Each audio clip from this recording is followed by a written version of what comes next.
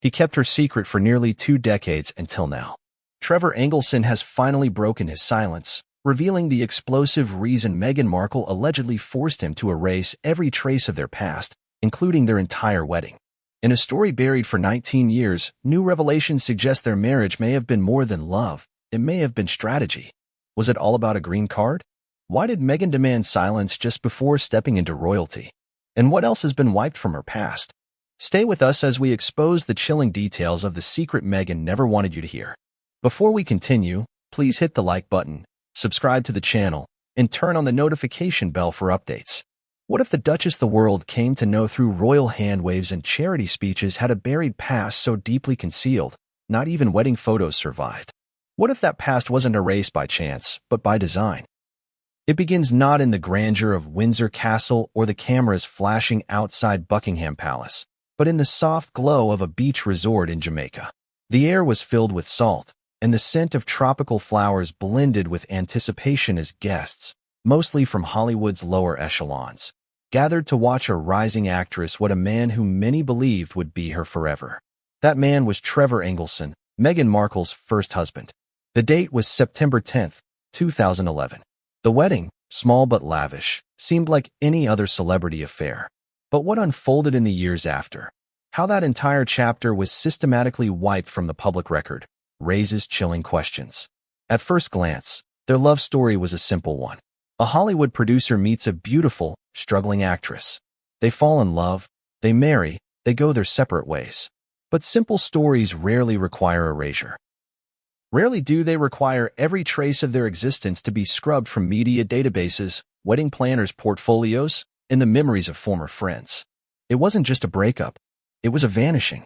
What Trevor Engelson has now revealed, after nearly 2 decades of silence, is far more than tabloid drama. It's an allegation that cuts to the heart of how image, ambition, and immigration law can quietly entangle behind the scenes of the world's most carefully manufactured public personas. "She made me erase everything," Trevor reportedly told a close confidant, a source who has remained anonymous for fear of retaliation. "She said it was for my good, but we both knew whose future was at stake." The allegation is as staggering as it is delicate, that Meghan Markle, before she became the Duchess of Sussex, feared that her past marriage to Trevor would unravel the carefully polished image she was building. Not because it ended badly, not because of betrayal or scandal, but because of how it may have started. There is now a claim, unproven but powerfully whispered, that Meghan's marriage to Trevor Engelson may have been motivated, at least in part, by the pursuit of immigration security. At the time, Meghan was a struggling actress bouncing between low-budget gigs and temporary stays in Los Angeles. Though born in California, rumors have circulated that some of her early employment contracts abroad and her involvement in dual residencies may have complicated her legal standing. Green card marriages, while rare and risky, are not unheard of in Hollywood circles. The suggestion here is an outright fraud, but a convenience wrapped in personal connection. And yet the marriage did happen. It lasted for 2 years before slowly crumbling. What makes this different from the thousands of celebrity relationships that quietly fall apart is what came next. Trevor's life, his professional archive, his romantic past, even social media snapshots, was reportedly picked clean. Like a carefully curated Wikipedia page, the evidence of Meghan's life before royalty was made to vanish. But the truth has a strange way of surviving. No matter how sophisticated the cleanup, there are always fragments left behind. A wedding guest who attended the Jamaican ceremony recalls something unusual. "We were all told not to post photos," she said. "At first it made sense, privacy and all. But afterward, even in private messages, people were told to delete everything. It was like she wanted to pretend it never happened." The witness goes further. "I don't think it was about the breakup. I think it was about what the marriage represented." In media interviews, Meghan Markle has rarely spoken of Trevor. When asked about her first marriage, she refers only vaguely to it, if at all. Meanwhile, Trevor Engelson, now remarried and largely out of the public eye, has spent years staying quiet, even declining offers for exclusive interviews during Meghan's rise to royalty. But recently, something shifted.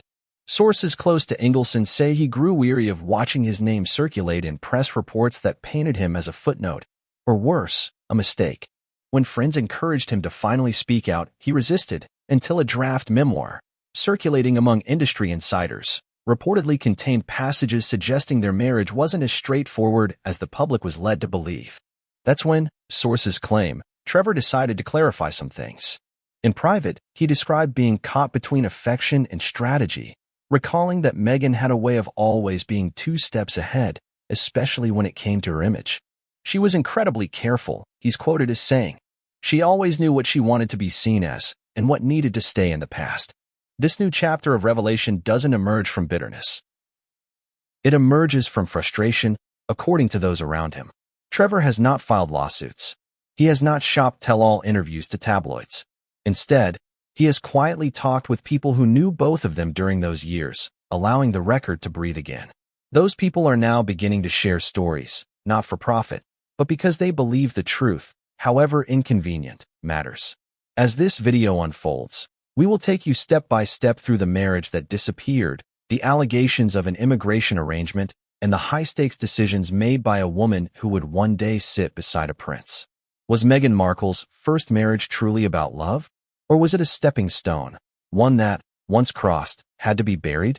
Did she ask Trevor Engelson to wipe her past clean out of embarrassment? Or was it about protecting the foundation of a future she had meticulously planned? And most importantly, if this is just one secret that's now beginning to see daylight, how many others still remain buried beneath the polished surface of royal titles and public charity? The truth may lie not just in what was hidden, but in the lengths taken to hide it. Before he became the quiet shadow in Meghan Markle's global narrative, Trevor Engelson was something of a fixture in Hollywood's second tier, a behind-the-scenes player who kept the machine running while others took center stage.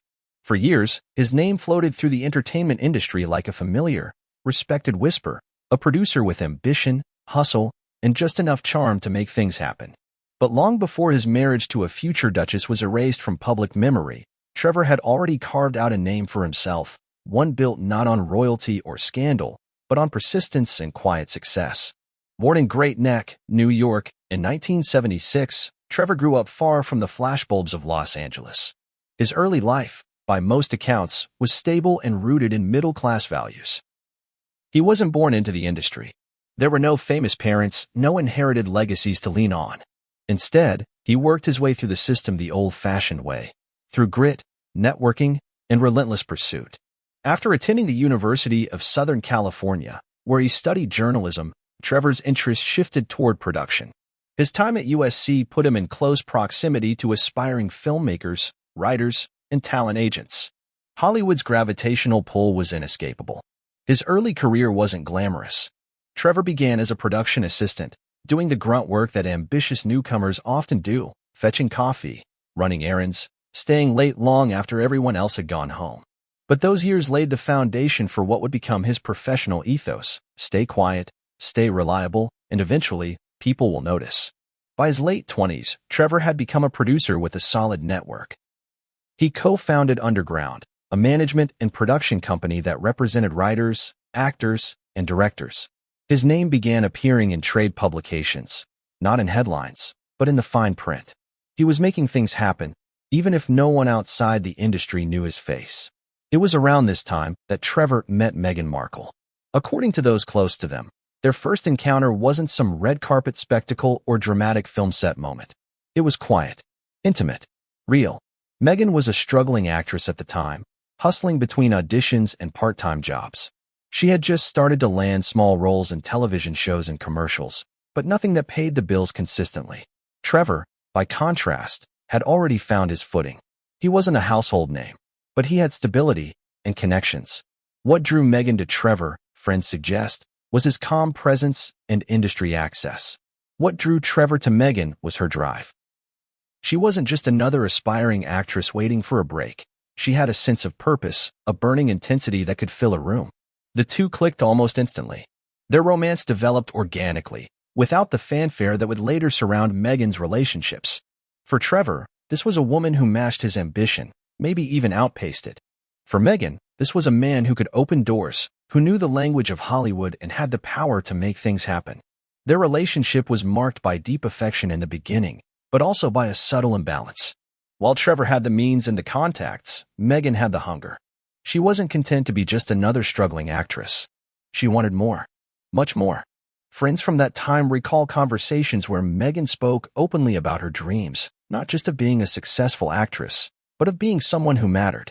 Not famous for fame's sake, but for influence, for impact. Trevor admired this, even as it slowly created a dynamic where he was always playing catch-up. By 2010, Trevor and Meghan had been together for several years. They had weathered long-distance stretches, career disappointments, and the relentless uncertainty of life in Hollywood. It was then that they decided to marry. The wedding, held in Jamaica in 2011, was a mix of laid-back charm and industry formality. Attendees described it as fun, intimate, and relaxed, very different from the pomp of British aristocracy that would later define Meghan's life. But even then, subtle clues hinted at Meghan's awareness of optics. The guest list was tightly controlled. Photography was limited. Public sharing was discouraged. For a couple who had no royal titles to protect, their approach to privacy was unusually meticulous. In the months following the wedding, cracks began to show. Trevor continued his producing work, often spending time in Los Angeles, while Meghan began landing more substantial roles. Her big break came with the legal drama Suits, which filmed in Toronto. Suddenly, the couple was split between countries. Meghan, immersed in her new role, started forming a separate life. She was building her brand. She began networking with a new circle of influencers, politicians, and philanthropists. Trevor, meanwhile, remained tethered to Hollywood, focusing on scripts, meetings, and behind-the-scenes logistics. They began to drift. Friends noticed the change. One former colleague said, "They were both working so hard, but it felt like they were working on different futures." Meghan, who had always been strategic, began to exhibit signs of controlled distancing. She became more careful with her communications. Conversations with old friends tapered off. Trevor, ever the private operator, didn't push back. He trusted her, even when the distance between them became emotional as well as geographical. The end of their marriage came suddenly, at least from Trevor's perspective. According to people familiar with their relationship, Meghan's decision to leave was definitive and unexplained. She reportedly mailed her wedding and engagement rings back to Trevor instead of returning them in person. It was a symbolic gesture, clean, final, and devoid of sentiment. Trevor was stunned. There was no dramatic fight, no public scandal. Just silence. The aftermath was painful, but Trevor didn't go public. He didn't leak details or sell stories. In fact, he retreated. He continued working in Hollywood, kept his head down, and avoided the rising storm as Meghan's fame exploded. When she began dating Prince Harry, Trevor reportedly learned about it from the news. He offered no statement, no comment, no reaction. And yet, quietly, he began to erase. His wedding photos, once stored in shared drives and cloud accounts, disappeared. His professional profiles made no mention of Meghan. Even his colleagues noticed a subtle tightening of the narrative. It was as if that chapter had been surgically removed.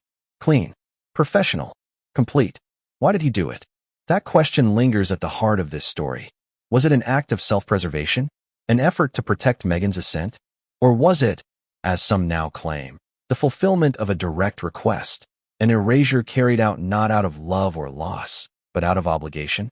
According to sources now speaking for the first time, Trevor was asked, explicitly and urgently, to eliminate the evidence of their union. One confidant recalls a conversation where Trevor allegedly said, "She told me this had to disappear, that it would ruin everything she was working for." Trevor, always the professional, complied. But silence has its limits. As we dig deeper into the alleged motivations behind their marriage and the reasons for its obliteration from public memory, it's important to understand who Trevor Engelson really is, not just as Meghan Markle's first husband, but as a man caught in the riptide of someone else's ambition. Because in the story that follows, Trevor isn't just a character in Meghan's past. He's the key to unlocking a truth that's been buried for nearly 20 years. Long before she walked red carpets as a duchess, long before the royal titles and international attention, Meghan Markle was just another name on a casting sheet. She was one of thousands auditioning in stuffy rooms, reciting lines written for someone younger, older, thinner, taller. The reality of Hollywood is that it's a machine that eats people up and spits them out. Meghan wasn't immune. She was no overnight success. Her rise was paved with rejection, compromise, and, as some suggest, quiet maneuvering beneath the surface. Her story begins in Los Angeles, where she was born in 1981 to Doria Ragland and Thomas Markle Sr. Meghan's father worked in television as a lighting director, and from a young age, Meghan was introduced to the periphery of the entertainment industry. She visited the sets her father worked on, most notably the sitcom Married with Children, and watched the business unfold from the sidelines. To some, this early exposure gave her an edge. She learned how things worked, where to stand, who to speak to, how to charm a room. But exposure wasn't access. It didn't guarantee her a future, just a glimpse. Meghan studied theater and international studies at Northwestern University. She graduated in 2003, well-educated and articulate. But like most aspiring actors, she emerged into an industry saturated with talent and low on patience. She was mixed race in an era when casting directors had very rigid ideas of ethnicity and beauty. She wasn't quite black enough for stereotypical African-American roles, nor was she white enough to be cast in the mainstream romantic leads. She was often told she was ethnically ambiguous, which became a double-edged sword. It got her in the door, but rarely into the role. To support herself, Meghan took on various jobs. She freelanced as a calligrapher, teaching handwriting and even designing wedding invitations. She did briefcase work on Deal or No Deal, wearing a sparkling dress and high heels, standing silently next to a number. The role was humiliating in many ways, objectified and silent, but it paid the bills. She also appeared in minor roles on shows like General Hospital, Fringe, and CSI, New York. Most of these parts were forgettable, often one-off characters, nurses, receptionists, and background professionals with only a handful of lines. The financial pressure during this time was real. Los Angeles is a city that thrives on illusion, but under that illusion lies a brutal economic truth. Rent is high, groceries are expensive, transportation and headshots, agent fees and workshops, it all adds up.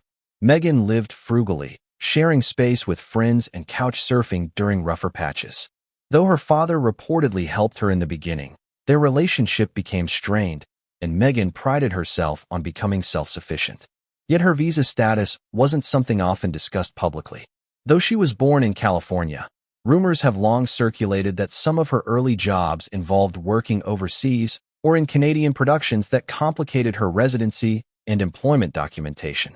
There's been unconfirmed speculation that Meghan may have taken on short-term work permits or visa extensions tied to limited job contracts, making her dependent on a constant flow of approved projects. In the U.S. entertainment world, these immigration details can be technical and complex, but they matter, especially for actors trying to break through while juggling international opportunities. One entertainment attorney, who asked not to be named, explained it this way: if you're working across borders, even occasionally, you need to maintain very clear legal standing green cards, visas, sponsorships. If anything lapses, it can delay your work, ruin a casting opportunity, or even jeopardize your stay in the country. People in the industry do whatever it takes to keep things secure. This is where the first whispers of a strategic marriage begin to take root. Not in official documents or direct admissions, but in how suddenly things improved for Meghan after her 2011 wedding to Trevor Engelson. Their relationship had spanned nearly a decade by then, but the actual timing of the wedding, just before Meghan's breakout on Suits, raised some eyebrows in their professional circle. Some former colleagues wondered why she had waited so long to marry someone she had dated for years.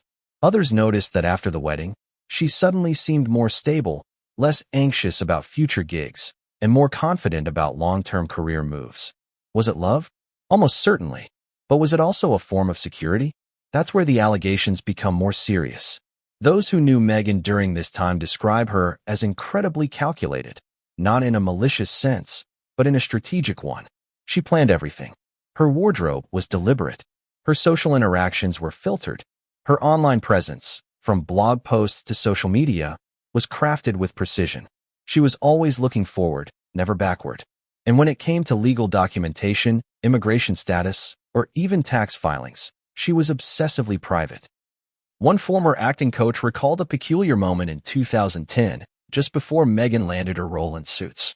She was offered a small part in a Canadian production, the coach said. But there were issues with paperwork.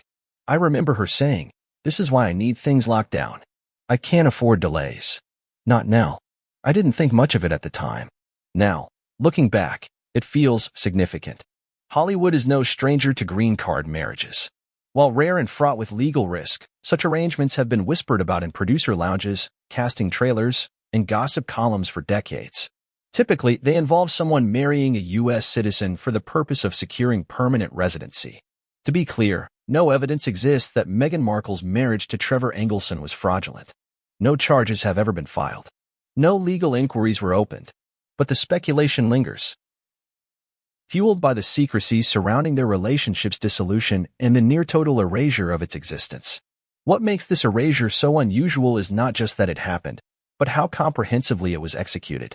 Wedding photos were deleted from social media. Friends who once posted candid shots were asked to take them down. There are no official records of their wedding available in the public domain, and even casual references to their marriage on entertainment sites have quietly vanished. The impression is not of a marriage that simply failed, but of one that was meant to be forgotten. At the same time, Meghan's life began to transform. Her role as Rachel Zane in Suits elevated her from bit part actress to regular television presence. She moved to Toronto, secured steady income, and began her long, methodical climb up the social ladder. She became involved in humanitarian causes. She launched a lifestyle blog. She attended charity galas, fashion events, and elite gatherings. The woman who once wore a game show dress now wore tailored designer suits and spoke about women's empowerment at UN events. It was a full metamorphosis. But with transformation comes risk. A past that contradicts your present can destroy the narrative. And Meghan, by all accounts, was deeply invested in controlling that narrative. Sources close to her during the Suits era describe a deliberate shift in how she discussed her background. Her Hollywood years, once peppered with humble tales of working hard and barely getting by, were rewritten into a more inspirational arc, the intelligent, biracial woman who never gave up. The romantic failures, including her divorce from Trevor, were reframed as necessary steps towards self-discovery. Yet the Trevor chapter remained conspicuously vague. When she spoke of her past relationships, she rarely named names. When questioned about her marriage, she deflected, focusing instead on how she had grown from every experience. That vagueness was no accident.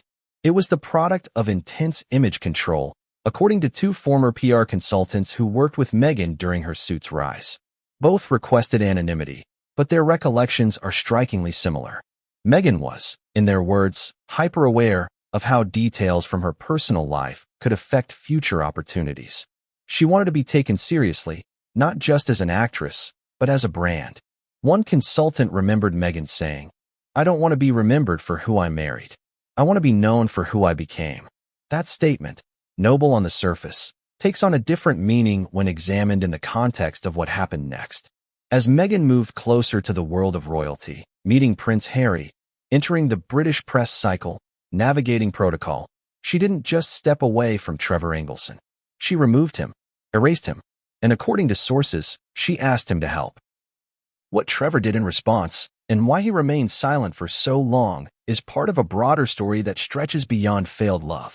It speaks to ambition, reinvention, and the unspoken deals we make with ourselves to survive an industry that rarely forgives imperfection. But before we get to those secrets, we have to examine the moment everything changed, the day Trevor Engelson married Meghan Markle in a Jamaican resort, and how that day would be buried under layers of silence, legal caution, and whispered warnings. It was the kind of wedding you might expect from a couple rooted in Hollywood, stylish but not ostentatious, destination-based to ensure privacy, and populated by a mix of close friends, industry colleagues, and just enough anonymity to avoid paparazzi. The year was 2011, and Trevor Engelson and Meghan Markle had decided to tie the knot at the luxurious Jamaica Inn in Ocho Rios, a resort known for its seclusion, its turquoise waters, and its almost magical ability to keep the outside world at bay. Guests were flown in from Los Angeles and beyond. The sun-drenched ceremony lasted just 15 minutes. The party went on for days. It should have been remembered fondly, archived in photos, mentioned casually in interviews as a sweet memory of young love. But that wedding has all but vanished. There are no public records of the celebration, no official media coverage, not even leaked photographs that usually make their way onto obscure websites or social feeds. The few images that once floated around in private circles are now gone, removed at the request of the couple, or more precisely, according to multiple sources, at the request of Meghan herself. Those who attended the wedding recall a carefully choreographed event. One guest, who has chosen to remain anonymous, described it as intimate, but curated. From the choice of venue to the way people were asked to behave, there was a clear sense of control. We were told before we arrived not to share anything on social media. Phones were discouraged. At the time, I thought, okay, privacy, totally fair. But looking back, it feels like more than that. It was like she already knew this would need to disappear. The wedding itself was romantic, by all accounts. Meghan wore a simple, elegant white dress. Trevor, ever the quiet professional, opted for a low-key suit. There were vows, handwritten letters, laughter under string lights, and beachside toasts. There were even reports of a sand ceremony, a symbolic act where the bride and groom pour colored sands into a single vessel, representing their union. It was a heartfelt day, but unlike most weddings involving even semi-famous figures, it left no digital footprint. It was as though it never happened. Even close friends, years later, admit they've never seen photos of the ceremony again. One former colleague of Trevor's, who attended the wedding with his wife, described the moment they tried to revisit the event years later. We went looking for the pictures. We knew a friend had taken some really nice shots. But when we asked him, he said he had deleted everything. Literally everything. He said he was asked to. The request to delete photos wasn't isolated. Several guests confirmed that in the months following the wedding, they received direct or indirect messages asking them to remove any trace of the event from public or even semi-private view. Some were surprised. Others assumed it was just a desire for privacy after the divorce. But as Meghan's public profile grew, especially after she began dating Prince Harry, those same individuals began to suspect something deeper. One woman who had been close to Meghan during the wedding period recalls a conversation from late 2016. Meghan's relationship with Prince Harry had just become public, and media outlets were digging into her past. "She called me out of nowhere," the friend said. And the tone wasn't casual. It was serious. She said, "If anyone asks about Trevor or the wedding, you didn't see anything. You were never there." She didn't say it with malice. But it was clear. That part of her life was over. What could have prompted such a thorough purge? One theory, now gaining traction among some former associates and entertainment insiders, is that the wedding wasn't just a personal event. It was a transaction of necessity. At the time of their marriage, Meghan was a working actress with limited job security. The role on Suits had not yet reached its peak. The idea of an arranged green card marriage remains unproven and legally perilous to suggest, but within tight Hollywood circles, whispers of such arrangements have always existed. While Meghan was born in the U.S. and wouldn't have needed a green card in a traditional sense, her international work and possible legal status in Canada and other territories could have created complexities best solved by a formal, permanent union. There is no evidence that her marriage to Trevor was illegal or fraudulent, but it's the erasure of the wedding itself that raises questions, not just about legalities, but about motivations. If the marriage was legitimate and heartfelt, why remove every trace of it? Why ensure that no image, no guest, no spoken word from that day would survive her transition into royalty? The answer, according to some who worked with her during her acting career, lies in Meghan's obsession with control, especially over her narrative. She had always believed in the brand. She spoke frequently about how public figures needed to curate their image, how the past could either be an anchor or an asset. The wedding to Trevor, in her mind, may have become a liability. It wasn't just a failed marriage. It was a reminder of a time when she wasn't yet who she wanted to be. One industry publicist who consulted briefly for Meghan around 2015 shared an intriguing perspective. She was preparing for something big. You could feel it. She wasn't talking about specific goals, but everything was about shaping her image. Clean background, positive associations, humanitarian causes. When we brought up the idea of embracing her past, showing vulnerability, failed relationships, she shut it down. She said, "People don't want complicated. They want aspirational." Aspirational meant starting from a clean slate. And a tropical wedding to a Hollywood producer who wasn't royalty, wasn't famous, and was now married to someone else didn't fit that story. There's also the matter of legality. While there's no indication that Trevor Engelson was bound by a non-disclosure agreement at the time of the marriage, rumors persist that following their divorce, legal documents were drafted to prevent him from speaking publicly. Whether this was a formal NDA or a verbal understanding is unclear, but those around Trevor describe his silence as both deliberate and reluctant. He could have sold his story for millions, said one entertainment agent. He didn't. He took the high road, or maybe he didn't want the trouble. But trouble found him anyway. As Meghan's relationship with Prince Harry deepened, journalists began contacting people from her past. Trevor was bombarded with requests, offers for interviews, book deals, TV dramatizations. He declined them all. Not once did he publicly comment on his marriage to Meghan. Not once did he challenge her version of events. Behind the scenes, however, he began to retreat. He removed all traces of their time together from his social platforms. Old photos were deleted. Mentions were scrubbed. It wasn't just about healing, it was about disappearing. Friends say it was like watching someone erase a chapter of their life in real time. And yet, the erasure was never total. There were always fragments. A wedding planner who remembered details. A groomsman who kept a photo. A resort staff member who remembered the strange emphasis on privacy. The Jamaica Inn, for its part, has never commented on the wedding. Staff there operate under strict confidentiality protocols, especially for celebrity guests. But one former employee, who no longer works for the resort, remembers the event vividly. It was lovely, he said, but the couple were very particular. We had to sign paperwork. No photos. No social media mentions. It wasn't normal. Even for celebrity weddings, this was tight. The disappearance of the wedding from public view wasn't just about dignity or discretion. It was a strategy. A calculated removal of a piece of history that didn't support the fairy tale Meghan was crafting. And to her credit, it worked until now. Trevor Engelson's decision to finally break his silence, or at least allow those close to him to speak, is not born of malice. It's about truth, about context, about reclaiming a story that was deliberately buried. Because as much as Meghan reinvented herself, Trevor was forced to become a ghost in her narrative. And ghosts, sooner or later, come knocking. The idea of a marriage being anything less than emotional, anything less than a bond of love, sits uncomfortably with most. We like to believe that when two people walk down the aisle, they're pledging their hearts, not signing a transaction. But in the undercurrents of Hollywood and high society, marriages often serve more than just romantic purposes. They offer stability, legal standing, and sometimes, if you know how to work the system, a path to something much bigger. That's the allegation now quietly swirling around Meghan Markle's first marriage, that it may not have been entirely about love, but at least partly about legal strategy. At the heart of this theory lies the concept of the green card marriage. It's a phrase most often associated with immigration fraud, but it spans a broader and more nuanced spectrum. In legal terms, a green card marriage refers to a union where one partner is seeking U.S. permanent residency and the marriage exists primarily or exclusively for that reason.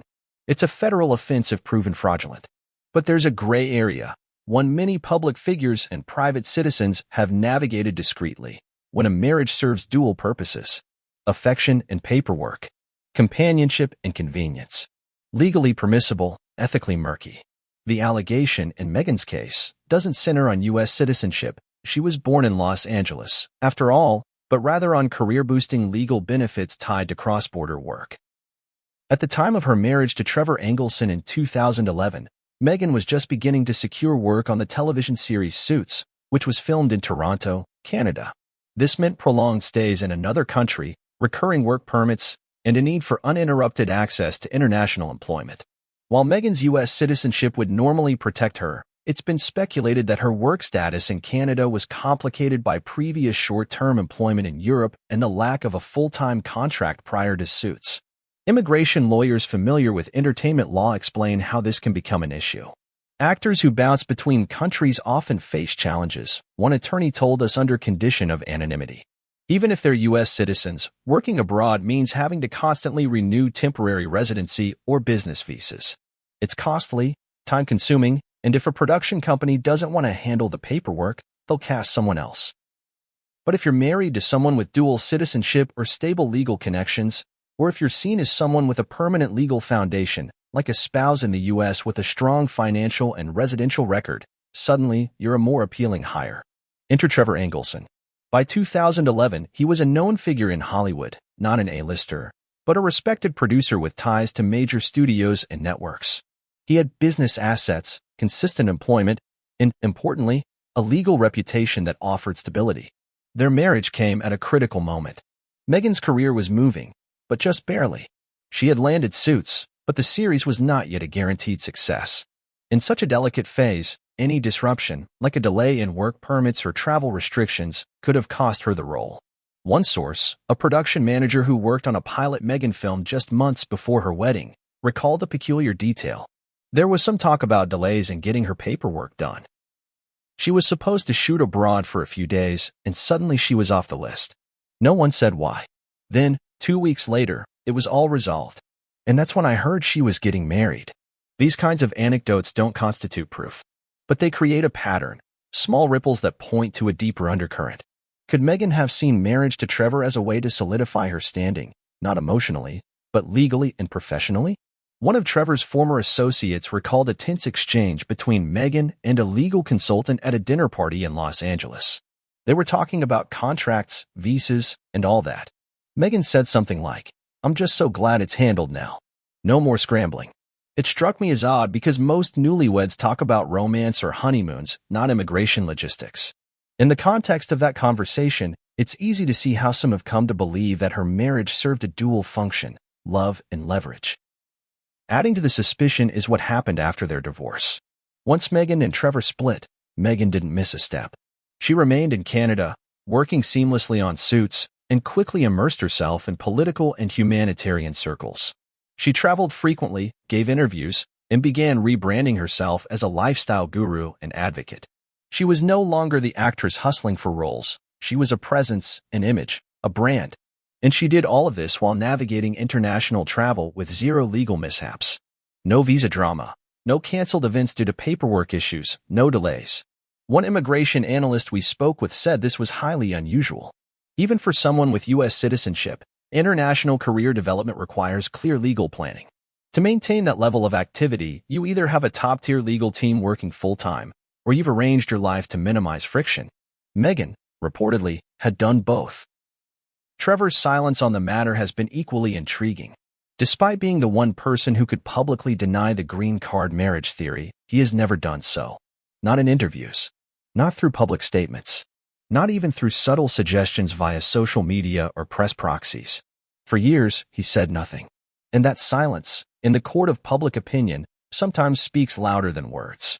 One of Trevor's longtime friends put it this way: if it wasn't true, if it was just a normal marriage that ended like a million others, why go to such lengths to erase it? Why never talk about it? Why tell people to delete photos, to forget it ever happened? Why indeed? Adding fuel to the fire is the timeline of Meghan's transformation. Immediately after the divorce, she seemed to accelerate her rise. There were no tabloid meltdowns, no drawn-out legal battles. She emerged more focused, more polished, and somehow more connected than ever. Publicists began working overtime. Every appearance was strategic.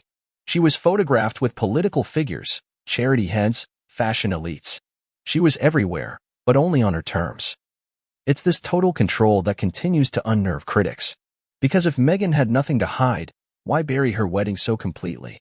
Why push friends and colleagues into silence? Why deny Trevor a voice in a narrative that shaped both of their lives? One particularly telling episode occurred in 2017, just months before her engagement to Prince Harry was announced. A small entertainment blog published a retrospective article about rising stars who had once worked on game shows. Meghan was included in the piece, and the blog used a still from Deal or No Deal as well as a throwback wedding photo from her Jamaican nuptials. Within 48 hours, the post was taken down. The blog later issued a vague statement saying they had been contacted by a representative who requested corrections for accuracy. No lawsuit. No threats. Just a quiet deletion. But when contacted later, one of the blog's editors admitted they had been warned the wedding photo could be damaging. To whom? Meghan had already moved on. She was weeks away from entering the most scrutinized family on earth. And yet, that old photo, grainy, barely circulated, was seen as a threat. It was further confirmation that something about the wedding was off limits. Not because it hurt, but because it contradicted the version of Meghan the world had been sold. By now, the narrative was clear. Meghan wasn't just any bride. She was a commoner turned royal, a symbol of change, of inclusion, of modern love. A past marriage rooted in anything other than idealized romance didn't fit. And a possible green card arrangement? That was lethal. Even Prince Harry, who claimed to support Meghan's right to her past, has never mentioned Trevor publicly. Not once. It's almost as though Meghan's first marriage didn't exist. The palace, for its part, has remained silent on the matter, refusing to acknowledge any curiosity around Meghan's erased history. And yet, curiosity persists, especially now. In recent months, Trevor Engelson has begun to speak more candidly, albeit through intermediaries.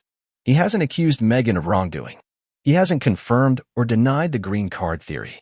But his willingness to allow others to tell their stories is seen by many as a quiet rebellion, a way to let the truth trickle out without igniting a firestorm. One source close to Trevor said he's not out to destroy her. He just wants the world to know it wasn't as simple as she made it seem. There were choices. There were deals. There were costs. If the green card marriage theory holds any truth, even partial truth, it reshapes how we view the rest of Meghan's trajectory. Was her marriage to Trevor a stepping stone, a calculated move that offered just enough security to get her to the next level? And if so, was it justified by the results? That's the ethical question haunting this entire saga. Where does ambition end and manipulation begin? Is securing your future through marriage wrong if love was present, even partially? And if both parties agreed, explicitly or not, to the terms, does that make it fair? These are questions without easy answers. But they're no longer theoretical. They're now part of a very real conversation about how powerful people rewrite their origins, how narratives are constructed, and what it means to bury a past that once served you.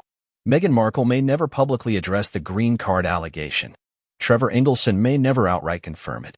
But the fragments they left behind, the wedding that disappeared, the silence that followed, the stories slowly surfacing are enough to make the world ask. Was it love? Or was it leverage? For years, the split between Meghan Markle and Trevor Engelson was viewed through the same sanitized lens often applied to celebrity breakups. A couple grows apart, careers pull them in different directions, and love simply fades. But beneath the surface of that neatly packaged explanation is a more complicated, emotional, and ultimately strategic series of decisions that reshaped both their lives. Meghan didn't just walk away from Trevor, she severed all connection, systematically and with precision. And Trevor, blindsided and voiceless, was left to make sense of a breakup that felt less like the end of a love story and more like an extraction. They had been together for nearly a decade, navigating the brutal terrain of the entertainment industry side by side. Through lean years and missed opportunities, Trevor was a constant, offering stability, encouragement, and a platform from which Meghan could gradually build her career. They celebrated the wins and gritted through the losses. For most of their relationship, it looked like they were in it together. But something shifted in the final 2 years, and those closest to the couple say it was Meghan who changed. By 2011, their wedding year, Meghan had landed the role of Rachel Zane on Suits. It was a breakthrough moment. Finally, a stable television gig with a strong ensemble cast and national exposure. The job required her to relocate to Toronto for much of the year. That physical separation, friends say, started to mirror the emotional one that was quietly growing between them. Trevor remained in Los Angeles, working on his film and TV projects. Meghan, meanwhile, embraced her new surroundings, making new friends, building new connections, and adapting to a life that didn't include him in her daily routine. To some, this was natural. Couples often experience strain when forced to live apart. But those within Meghan's Toronto circle at the time began to notice something different. Meghan wasn't just living apart, she was reinventing herself. The woman who had leaned on Trevor through the uncertainties of Hollywood was now becoming independent, both financially and socially. She began attending charity events, networking with political figures, and crafting an identity that went beyond television. She was always ambitious, said one Toronto associate. But something about being on Suits changed her. It gave her credibility. And she started acting like she was destined for something bigger than television. As Meghan's star rose, her connection to Trevor seemed to dim. Calls became less frequent. Visits to Los Angeles became sporadic. Even in private conversations, she stopped referring to him with the intimacy that had once defined their relationship. According to one close friend, she started speaking about Trevor like he was part of her old life, not her current one. It was like she was emotionally editing him out before the breakup even happened. The actual split, when it came, was swift and cold. Meghan reportedly ended the marriage via a phone call, followed shortly by returning her engagement and wedding rings through the mail. There was no drawn-out argument, no teary reconciliation attempt, just finality. Trevor, according to sources close to him, was devastated. He didn't see it coming. He believed they were simply working through the challenges of a bicoastal marriage. The way Meghan ended things left him feeling discarded, like a chapter she no longer needed in the story she was writing. Friends who supported Trevor during this period recall his confusion. He wasn't angry at first, he was heartbroken. He kept asking, "What did I miss? When did we start falling apart?" said one friend. And the truth is, he didn't miss anything. She just left. In the months following the breakup, Meghan made no public statement about the marriage. She resumed her life in Toronto with renewed intensity. Her social media accounts showed curated glimpses of her career, charity work, and glamorous social life. There was no trace of mourning, no hint of sadness. It was as if Trevor had never existed. That erasure extended beyond her own digital presence. Reports began to surface that Meghan had reached out to mutual friends, asking them not to speak about the marriage. Photos from their wedding disappeared. Mentions of Trevor were quietly removed from profiles and bios. Even casual acquaintances were reportedly contacted with requests for discretion. The breakup wasn't just an emotional decision, it was a full-scale cleanup. This approach led some observers to conclude that Meghan saw the divorce as more than personal, it was necessary for her brand. She was refocusing her public image, said a media consultant familiar with her PR strategy. A failed marriage to a Hollywood producer didn't fit. It was a messy thread she needed to cut before weaving the next part of her story. Trevor, for his part, remained silent. He didn't retaliate. He didn't sell his story to the tabloids. He didn't respond to the growing number of requests from media outlets looking to turn him into a sympathetic figure. Instead, he disappeared from the narrative either by choice or by silent agreement. Those who know him say he still struggles to speak openly about Meghan, not because of lingering love, but because the entire experience left him disoriented. "She flipped a switch," said one longtime friend. "One day they were together. The next, she was gone. And then she rewrote history." But why would Meghan go to such lengths to not just end a marriage, but erase it? Some insiders believe the answer lies in the strategic arc of her career. With Suits offering exposure and her philanthropic work gaining traction, Meghan was carefully crafting a public persona. She wanted to be seen as independent, powerful, and forward-thinking.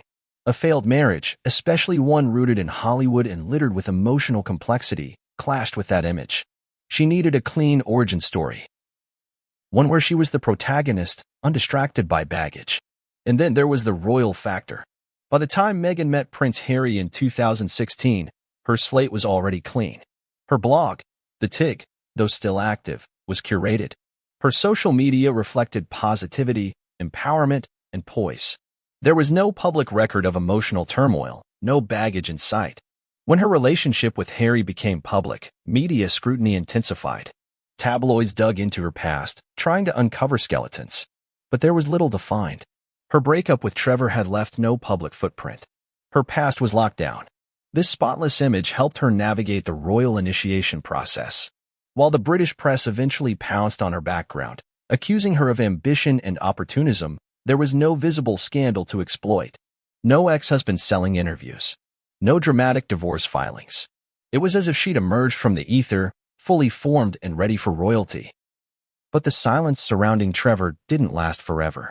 As Meghan and Harry stepped further into the public eye, especially following their 2018 wedding, interest in her past intensified. Journalists began tracking down old friends, colleagues, and anyone who had crossed paths with her during her early years. The name Trevor Engelson reappeared, not because he spoke, but because his absence was deafening. People began asking, who was the man she married? Why did she leave him? And why has he never said a word? The answers, when they came, were indirect. Friends of Trevor speaking off the record, anonymous sources hinting at unresolved wounds, insiders describing the breakup as calculated rather than emotional. And while Trevor never directly accused Meghan of using him, the implication began to form that she had outgrown him, and when she no longer needed him, she moved on.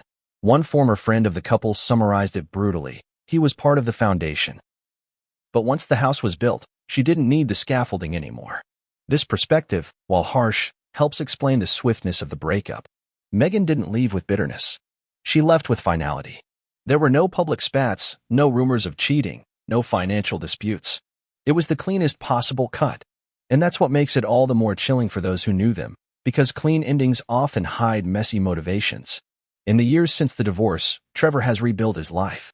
He remarried, started a family, and resumed his producing career. He's worked on various projects, maintained his industry connections, and refused to publicly comment on Meghan, even when offered enormous financial incentives. His silence, to many, is a form of dignity. But others see it as something else, the result of being silenced. Whether through legal agreements, personal guilt, or quiet threats, Trevor's version of events remains locked behind a wall of discretion. But the clues he's left behind, through actions, through silence, through carefully chosen proxies, tell a story Meghan never wanted told. It's the story of a man who loved a woman with ambition, who believed in their future, only to be left behind when that future no longer required him. And as Meghan continues to shape her public identity, first as a duchess, then as an activist, now as a media mogul, one can't help but wonder how much of that identity was built on a foundation that began to crack long before anyone knew her name. When Meghan Markle met Prince Harry in the summer of 2016, her life was already undergoing a profound transformation. She was no longer the struggling actress hustling for recognition in Los Angeles. By that point, she had become a leading figure on Suits, had rebranded herself as a humanitarian and lifestyle guru, and had curated a public persona that walked the line between polished celebrity and grounded advocate. The timing of their meeting wasn't just serendipitous, it was a collision of two narratives. One, a British royal seeking purpose and escape from the rigid structure of monarchy. The other, a woman on the cusp of completing a calculated reinvention. Their introduction was arranged, like many high-profile romances, through a mutual acquaintance. It wasn't a red carpet moment or a chance encounter on a film set. It was, by all accounts, discreet and intentional. The two reportedly hit it off immediately. Harry, weary of the British press and burdened by his royal duties, found Meghan refreshing. She was worldly, confident, and unafraid of his title. Meghan, meanwhile, was charismatic, composed, and carried herself with an effortless charm that cut through the weight of his lineage. But this wasn't just a romance. For Meghan, it was the final chapter in a years-long journey of reinvention. A journey that had required the scrubbing of her past, the recalibration of her public voice, and the intentional silencing of anything or anyone who didn't fit the narrative she was now building. And Trevor Engelson? He had already been erased. By the time she began dating Prince Harry, Meghan's online presence had shifted dramatically. Gone were the playful, revealing Instagram posts. Her blog, The Tig, once a hub for aspirational quotes and recipes, had begun to veer towards self-help platitudes and lifestyle curation. Her acting career took a backseat. Her interviews shifted tone, less about Hollywood, more about global issues. She leaned into activism, speaking at UN panels and associating herself with causes like gender equality and clean water initiatives. Those who knew her during her early years noticed the shift immediately. One former Suits colleague described the change as deliberate, almost textbook. She wasn't just evolving, she was managing her evolution. Every step she took, every appearance she made, felt like part of a strategy. And once Harry entered the picture, that strategy kicked into overdrive. The royal family, for all its tradition and protocol, was not immune to modern branding. Marrying into it meant adopting its strict codes, but it also offered a global stage, a platform Meghan had been preparing for, consciously or not, for years. She understood image control. She understood media framing. And above all, she understood how the past could haunt the present if left unmanaged. In the months after her relationship with Harry became public, Meghan accelerated the dismantling of her old identity. Her blog was shut down. Her social media accounts were wiped. Interviews were retracted. Associates were warned. The chapter with Trevor Engelson, already buried under layers of silence, became radioactive. Publicists issued tight-lipped responses to inquiries. Entertainment websites that had once covered her wedding quietly deleted articles or revised them to exclude Trevor's name. One former PR handler involved in her transition to royal life said, "There was a list of no-go topics, and Trevor was at the top. Any reporter who mentioned him was shut out. Any friend who brought him up was ghosted." It wasn't just about privacy. It was about total removal. That removal served a clear purpose. Meghan's rebranding wasn't just about distancing herself from Hollywood. It was about presenting a narrative clean enough to be embraced by an institution obsessed with appearances. A failed marriage to a Hollywood producer raised questions. Questions she didn't want asked. Within royal circles, this past presented a problem. Not because Meghan had been married. Divorce was no longer the scandal it once was, but because of the unknown surrounding it. Why had the marriage ended so abruptly? Why was there such a deliberate effort to hide it? What else was being concealed? Yet Harry pressed on. He defended Meghan publicly, famously issuing a statement condemning the British press for their abuse and harassment of her. It was a moment that solidified their bond and positioned Meghan as a victim of media intrusion. But it also allowed her to fortify her new identity under the protective shield of royalty. As their courtship grew more serious, Meghan underwent the final steps of integration. Her fashion became more conservative. Her public statements were tempered. Behind the scenes, meetings with palace aides helped prepare her for life inside the monarchy. But there were tensions from the start. Meghan's desire to modernize her image clashed with royal protocol. Her past, though hidden, created unease. And within palace walls, not everyone was convinced that she was fully forthcoming about her background. The scrutiny was intense. Tabloids dug deep. Reporters tracked down high school friends, college roommates, former coworkers. But few spoke. Some were unwilling. Others had been warned. One entertainment journalist who attempted to write a profile on Meghan's early career recounted a disturbing experience. I contacted someone who worked with her on an indie project. At first, they were open. Then 2 days later, they pulled out. Said they'd received a call. The tone wasn't friendly. As Harry and Meghan prepared for their wedding, the silence around Trevor Engelson grew louder. He made no statement. He offered no comment. Yet, he was mentioned in nearly every article written about Meghan's past. Always in vague terms. Always without depth. A ghost. Some believe Meghan reached out to Trevor before the engagement, asking him once more to maintain the silence. If true, it would explain his continued refusal to speak publicly. Others suggest legal agreements were put in place, non-disclosure clauses tied to undisclosed settlements. But without confirmation, this remains speculation. What's certain is that the royal wedding went ahead with no mention of Trevor Engelson. Meghan's past was presented as a footnote, her marriage described as brief and uneventful. The palace released sanitized biographical information. The press complied. The narrative was controlled. But it wasn't complete. Those familiar with Meghan's early years watched the transformation with awe and discomfort. She had done what few could, transition from cable television actress to global royal figure. And she had done it with astonishing discipline. Every Lucy. In the wake of the wedding, the rebranding reached its peak. Meghan became the Duchess of Sussex. She championed causes. She gave speeches. She launched charitable projects. The world watched, captivated. She had become the symbol of modern royalty, diverse, independent, compassionate. And yet, some couldn't shake the feeling that something had been left behind. Or rather, buried. In private, Trevor Engelson's name was still whispered. Among friends, among former colleagues, among those who remembered the Jamaica wedding and the way it vanished. He became the placeholder for a question that hovered over Meghan's story. What had to be erased for this new identity to take hold? The answer, it seems, lies not just in the breakup, but in the rebuilding. Meghan didn't just move on from Trevor, she moved beyond him, constructing a version of herself that left no room for the messiness of their shared past. She became a duchess, yes. But first, she became her own architect, sculpting a life where only select truths were allowed to remain visible. As Prince Harry stood beside her, glowing and protective, the world saw a love story. But behind that love story was another, a chapter unwritten, a man forgotten, a wedding erased. And as we continue to explore the cost of Meghan's reinvention, we must ask, was the silence surrounding Trevor Engelson the price she paid for a crown? Or the price he paid for loving someone who was always destined to leave? For nearly 2 decades, the story of Meghan Markle and Trevor Engelson sat buried beneath layers of silence, forgotten photos, and deliberately scrubbed history. It was a secret not in the sense of being unknown, but in the way it was strategically ignored, like an inconvenient truth that no longer served the narrative of a duchess. Yet as the public fascination with Meghan continues, and her carefully managed image faces new waves of scrutiny, the past has clawed its way back into the spotlight.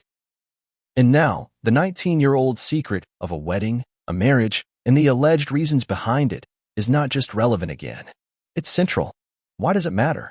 Why now? After Meghan and Prince Harry have left royal life behind, after the headlines have shifted to their Netflix deals and Spotify fallout, should the world care about a marriage that ended before her royal chapter even began?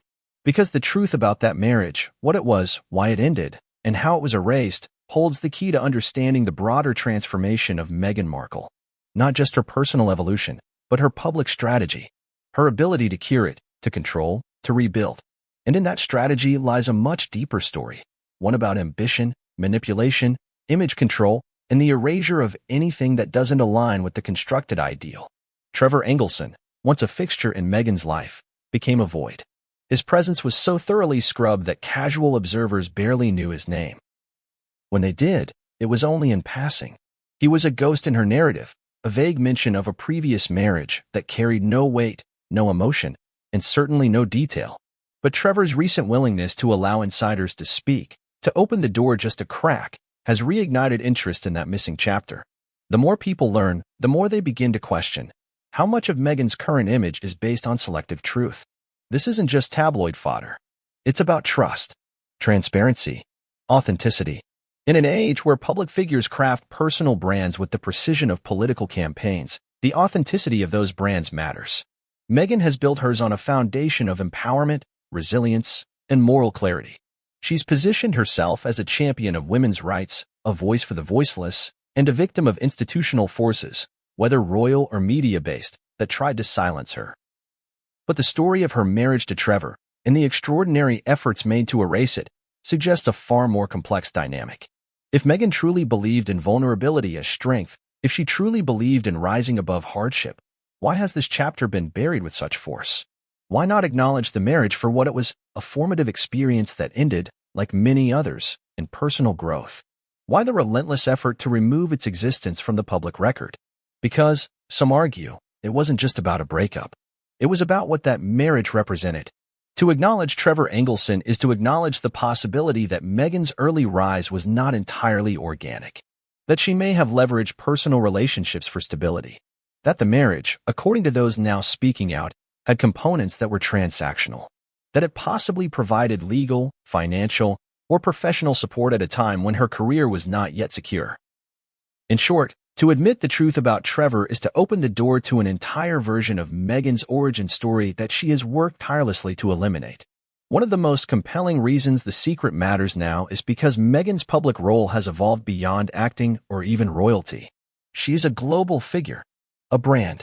Her opinions are treated as statements of conscience. Her image is tied to activism, philanthropy, and moral leadership. The Oprah interview solidified this new chapter. She wasn't just a former duchess, she was a woman speaking truth to power, confronting centuries of institutional racism and sexism. But when the person speaking truth has also spent years erasing parts of their own truth, the message becomes murky. Critics argue that it's not about punishing Meghan for having a past, it's about questioning the integrity of someone who's gone to such lengths to hide it, especially when that past involves other people who were not offered the same control over the narrative. Trevor Engelson wasn't just removed. He was erased. His role in Meghan's life was stripped of context, emotion, and importance.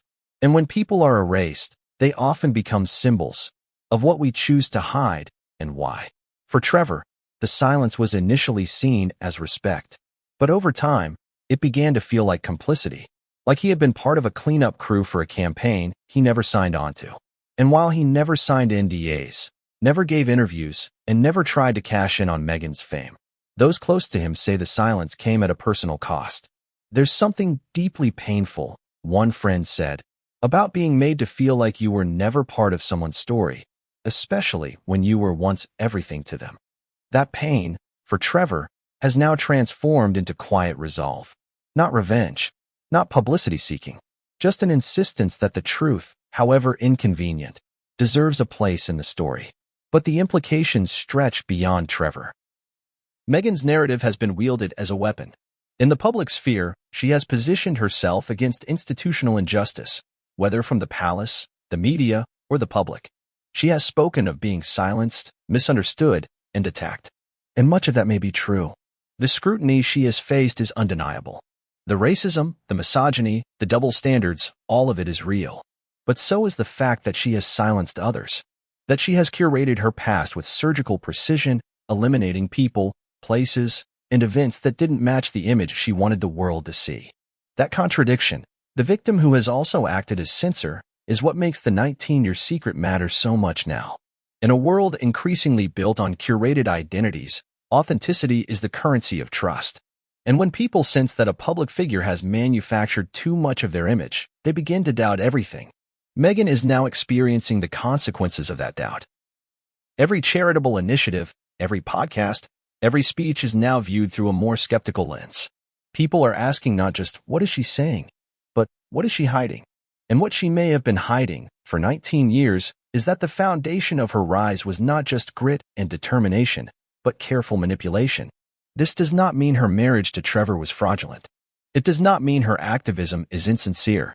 It simply means that the version of Meghan we've been sold might be incomplete. And when a figure with global influence is operating from an incomplete or selectively edited story, it matters. It matters for the public, for the causes she champions, for the people who look to her as a model of empowerment, and it matters for the people she left behind.